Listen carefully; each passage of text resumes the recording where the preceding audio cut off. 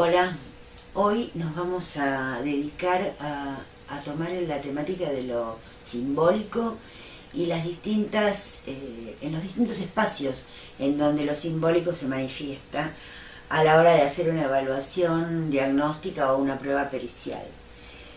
Nosotros tenemos que tener en cuenta que la cuestión simbólica se va a manifestar tanto en lo que sea lo verbal, es decir, el discurso verbal, el discurso gestual, en los dibujos, en las técnicas proyectivas que utilicemos para la evaluación, en los juegos en general, en los juegos tanto, digamos, los juegos libres como los juegos reglados.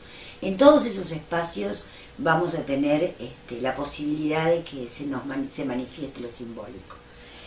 Cuando vamos a dedicarnos a la evaluación diagnóstica de un pericial de un niño, que en general se va a tratar de un niño víctima de una situación de abuso o de una situación de maltrato, lo primero que vamos a tener que tener en cuenta es la edad de ese niño para poder pensar qué herramientas vamos a poner en juego para esta situación.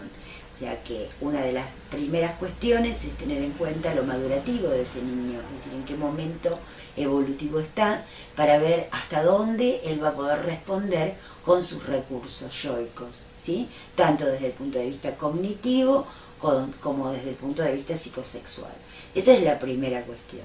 Después, la otra cuestión es que si nosotros vamos a pensar en una evaluación pericial y vamos a tomar todo lo que tiene que ver con lo simbólico, lo vamos a tener que articular en los distintos espacios. Es decir, nosotros podemos ver situaciones que tienen que ver con un relato que nos puede hacer el niño de lo vivido, de lo padecido, que lo tenemos que analizar con las herramientas que tenemos para evaluar un relato. Vamos a tener que tener en cuenta todas las técnicas proyectivas que utilicemos, tanto, digamos, gráficas como narrativas, todas las proyectivas. Vamos a tener que tener en cuenta también todos los dibujos que el niño pueda producir, más allá de los que se utilizan para las pruebas proyectivas. Todo esto, en todos estos elementos, y obviamente todo lo que es el juego, que es a mi gusto, digamos, es lo más importante, sobre todo en los niños pequeños. Es en el espacio del juego y en el jugar en donde vamos a poder ver ese universo simbólico que el niño nos va a estar mostrando, ¿no es cierto? Ahora, para nosotros arribar a un diagnóstico tenemos que buscar y encontrar las convergencias y las divergencias que podamos hallar en todo ese universo simbólico. Por ejemplo, en el tema de los dibujos, nosotros vamos a tratar de ver algunos dibujos. En primer lugar, si vamos a hacer un diagnóstico de abuso sexual, vamos a tener que tener en cuenta la repetición sistemática de la suma de los indicadores simbólicos, de toda la serie de gráficos y de todos los elementos que hayamos utilizado. O sea, los gráficos, el juego, las técnicas, todo eso tiene que tener una continuidad o una repetición, para que quede más claro, una repetición sistemática de esos indicadores. La otra cuestión a tener en cuenta es el tono afectivo que tiene ese niño en ese proceso. O sea, cuál va a ser su expresión de angustia, de temor, de conflicto, qué cara pone cuando dibuja, qué cara pone cuando juega, cómo lo vive, cómo lo sufre, cómo lo padece. Otra cosa a tener en cuenta es lo verbal, es decir, lo que el niño va diciendo, tanto cuando dibuja como cuando juega. A veces dice cosas que parecen como al azar. Bueno, tenemos que estar muy atentos a todo eso.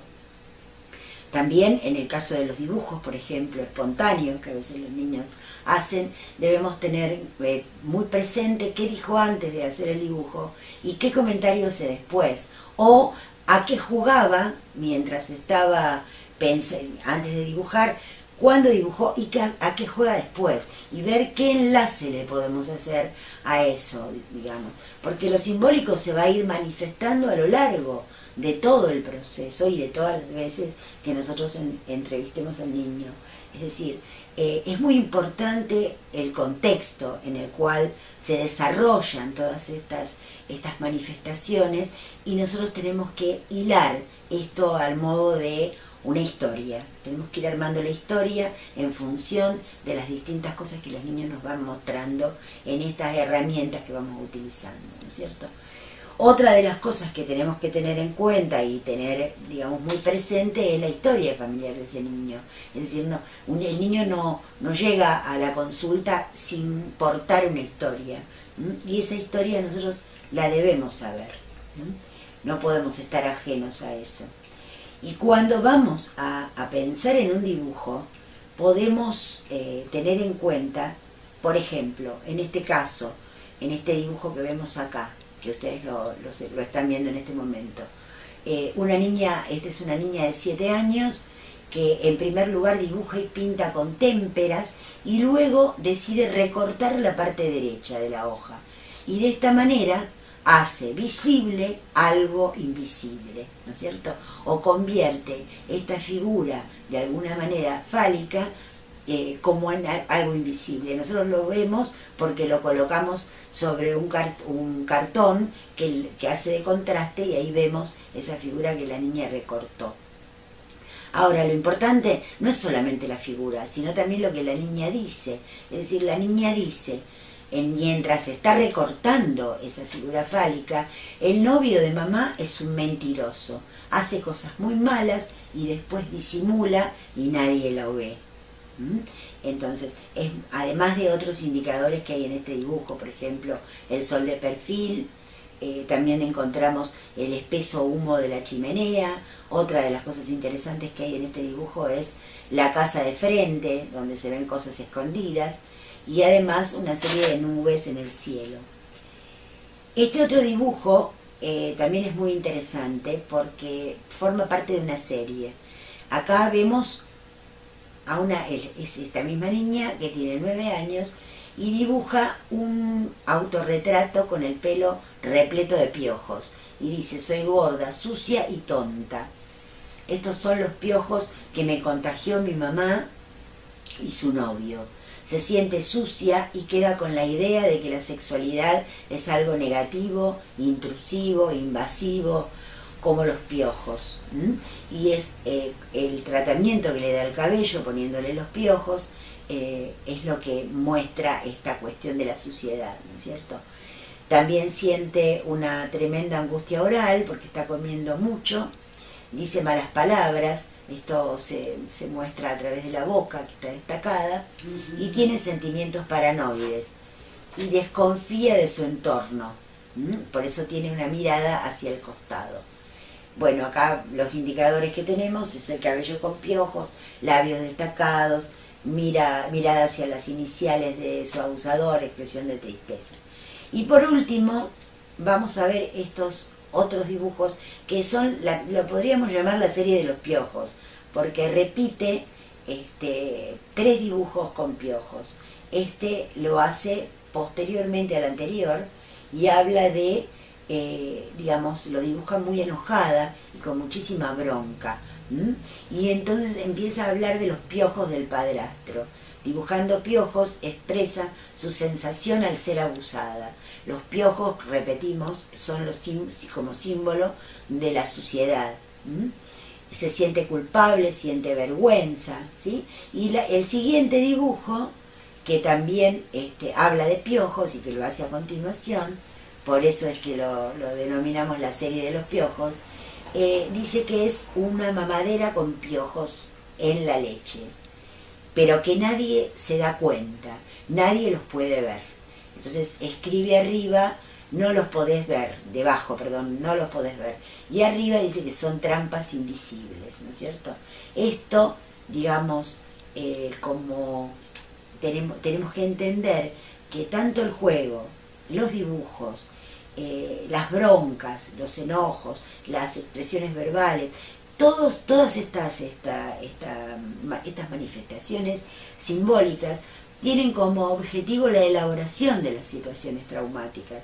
Es decir, en esta serie de piojos, lo que esta niña intentó hacer es elaborar esta situación traumática que ella estaba atravesando con respecto a la escena, digamos, que estaba vinculada al ser obligada a tener sexo oral con su padrastro, y que este padrastro eyaculaba sobre su cara.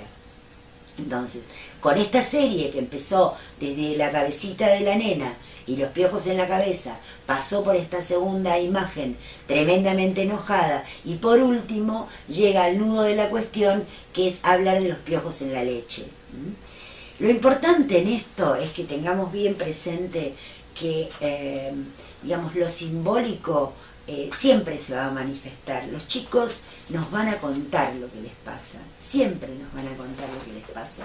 Lo importante es que nosotros, los profesionales, tengamos la capacidad de darnos cuenta qué es lo que están queriendo decir, qué es lo que están mostrando a través de toda esta serie de herramientas que le estamos dando.